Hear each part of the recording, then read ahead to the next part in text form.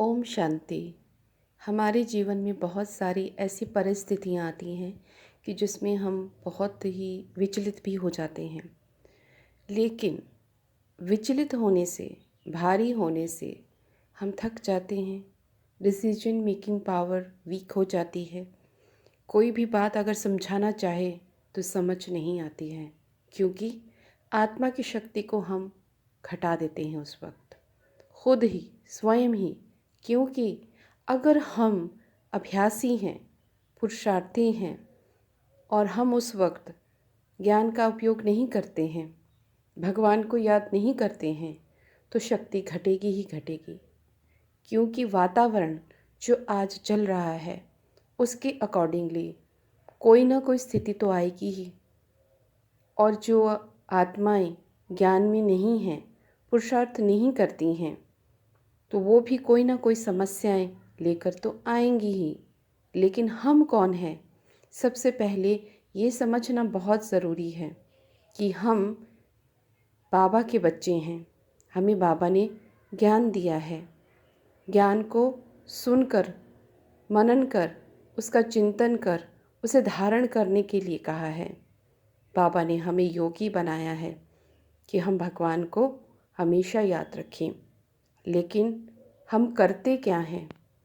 हम उस वक्त अज्ञानी ही की तरह एक बिहेवियर प्रेजेंट करते हैं। अपने आप को तो परेशान करते ही करते हैं और वातावरण को भी गंदा कर देते हैं, जो कि बहुत गलत है। हमें करना क्या होता है?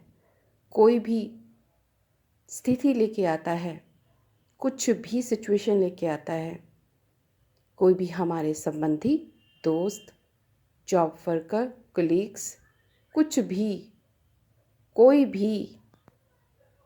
कोई समस्या लेके आते हैं, तो अपने आप को उस समस्या पे हावी करना है, ना कि उस समस्या को अपने ऊपर हावी करना है।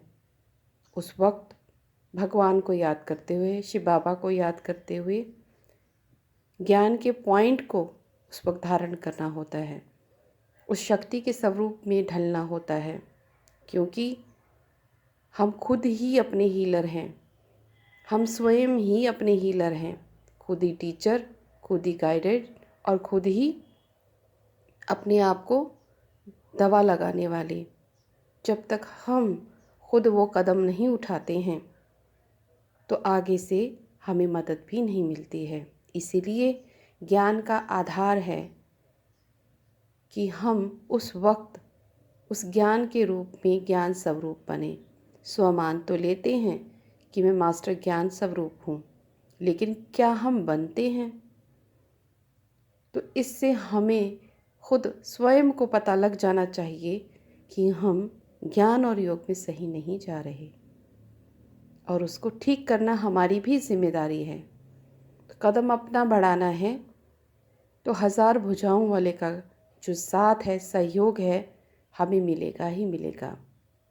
इसके लिए अपने विचारों पर हमें अटेंशन देना कि हम सारा दिन में क्या सोचते हैं। अगर ये भी नहीं तो सारा दिन में हमने ज्ञान को कितना याद रखा, हमने उसे कितना यूज़ किया, हमने बीच बीच में भगवान को याद किया, योग का अभ्यास किया। यदि हम इतना भी अटेंशन रखते हैं तो कोई भी स्थिति किसी रूप में आती है तो हमें बुद्धि उसी वक्त क्लिक कर देती है कि अब ज्ञान का इस तरह से प्रयोग करना है, भगवान को याद करना है। जब हम इस अवस्था तक पहुंच जाते हैं तो कोई भी परिस्थिति से हम बाहर उसी वक्त निकल आते हैं। क्योंकि ज्ञान का उपयोग करना, इंस्टेंट हीलिंग होना और उसी वक्त शक्ति स्वरूप में ढलना और खुद को बाहर निकालना, ये जीवन में परिस्थितियां तो आनी ही हैं। लेकिन जब हम इन सारे अभ्यास के हम पुरुषार्थ कर करके नीचे गिर के उठते हैं, चलते हैं, पुरुषार्थी बनते हैं, ज्ञान और योग का अभ्यास करते रहते हैं, और इसमें जब हम पक्के हो जाते हैं तो तो ये आदत बन जाती है। और जब आदत बन जाती है तो हमारा नेचर एकदम सहज और स्मूथ रहता है, पीसफुल रहता है। बुद्धि बाहर की परिस्थिति आने पर क्लिक करती रहेगी कि ऐसा करो, ऐसा करो, याद करो, ये पॉइंट है, ये पॉइंट है ज्ञान का, इस समय इस तरह से रहो, अटेंशन में रहो। ये आत्मा आपकी आपको स्वयं गाइड करेगी।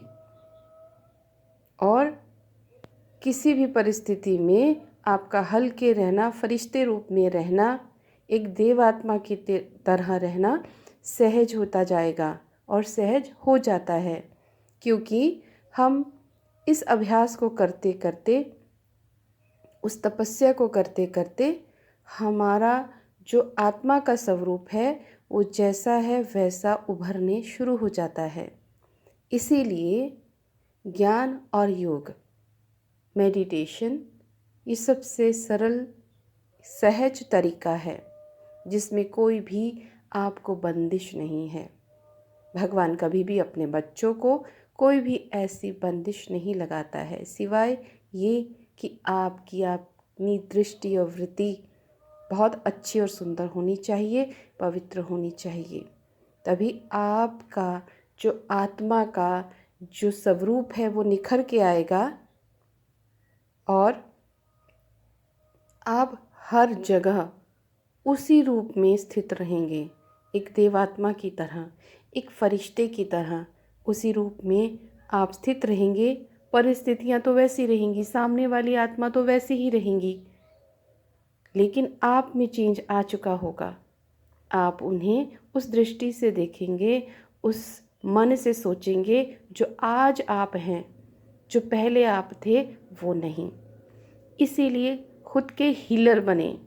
हम बहुत सारी वीडियोस देखते हैं एनर्जी हीलर, लेकिन एनर्जी हीलर बनने के लिए भी आपको पहले अपनी दृष्टि और वृत्ति, जो अपनी मनसा स्थिति है, आत्मा की स्थिति है, उसे हील करना होगा, उसे पवित्र करना होगा।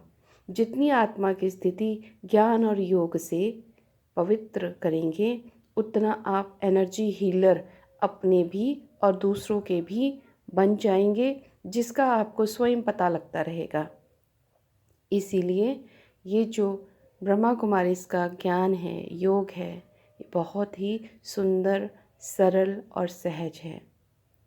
सिर्फ आपने परमात्मा को याद करना है, उसके दिए हुए जो मत हैं उसको सुनना है, उसको धारण करना है, उस पर चलना है।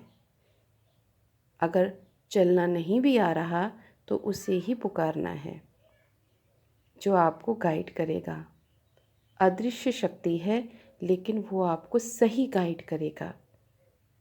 और किसी भी तरह की कोई इल्यूजन, जो कोई आपको धारणा सुनाई देती है कि दूसरों के, जो आपकी स्थिति को वीक करती है, वो कभी भी परमात्मा की श्रीमत नहीं है। इस बात को भी समझना बहुत ज़रूरी है, क्योंकि हम जब इस योग और ज्ञान के रास्ते में चलते हैं तो बहुत सारी इल्यूजन्स भी आते हैं, जिसे बाबा माया का रूप कहते हैं। लेकिन जब हम अपने पुरुषार्थ में आगे बढ़ते जाते हैं, चलते जाते हैं, बाबा के संग रहते, बाबा को याद करते हैं, तो ये जितने इल्यूजन्स हैं ये भाग जाते हैं। ये भाग जाते हैं, बाहर से ही आपको टाटा बाय बाय करके चले जाते हैं। आपको पता लग जाता है ये माया का वार है, ये पेपर है, लेकिन आप इसको सहज पार कर लेते हैं।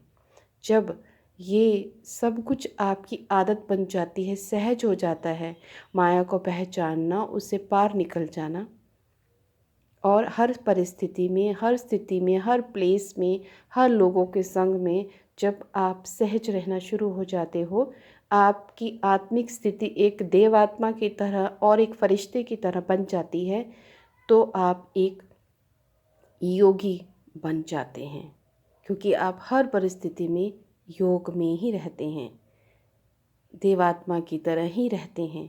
आप हर प्लेस में, हर एक अलग अलग तरह के ऑरा वाले, अलग अलग तरह के आत्मा वाले लोगों के बीच में जब आप रह के वहाँ भी आपकी स्थिति स्थिर रहती है, तो आप एक योगी बन जाते हैं।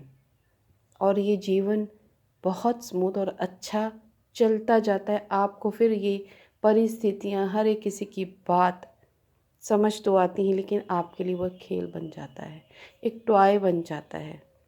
तो इसलिए हमें स्वयं का हीलर बनना है। पहले हमने अपने आप को पहले ठीक करना है। दूसरों को ठीक करने के लिए कर सकते हैं, भगवान की ऊर्जा के आगे सबके संस्कार बदलते हैं, कर सकते, हो सकता है, क्योंकि हम एक योगी, हम श्रेष्ठ आत्माएं हैं। हमारी एनर्जी की फ्रिक्वेंसी सबसे ऊंची है, क्योंकि हम डायरेक्ट परमात्मा से जुड़े होते हैं। लेकिन उससे पहले, सबसे पहले अपने आत्मा की स्थिति की स्टेज हाई करनी पड़ती है। और जब वो स्टेज हाई होती है, हमारे जितने भी किए हुए पाप हैं वो भस्म हो जाते, वो ख़त्म हो जाते हैं। जब वो ख़त्म हो जाते हैं तो हमारी स्थिति भी हाई होनी शुरू हो जाती है। तो वो पाप भस्म करने का सिर्फ वही तरीका है, अपनी स्टेज को ऊंचा उठाने का यही तरीका है कि हम परमात्मा से जुड़े, ज्ञान और योग का अभ्यास करें। जो कुछ भी अच्छा अनुभव होता है, प्रैक्टिस करते हैं, सक्सेस मिलती है, उसके बारे में दूसरों को भी बताएं, ताकि दूसरे भी उसे सुन करके उसे अभ्यास को करें। और आपका पुण्य का खाता जो है वो और ज़्यादा बढ़ेगा, जब सामने वाली आत्मा आपके कहे अनुसार भी उसको यूज़ करेगी और आगे चलेगी, उसके लिए और रास्ते मिलते जाएंगे आगे बढ़ने के। तो आपका पुरुषार्थ और आगे बढ़ेगा और आपका पुण्य का खाता और ज़्यादा भरेगा। ओम शांति।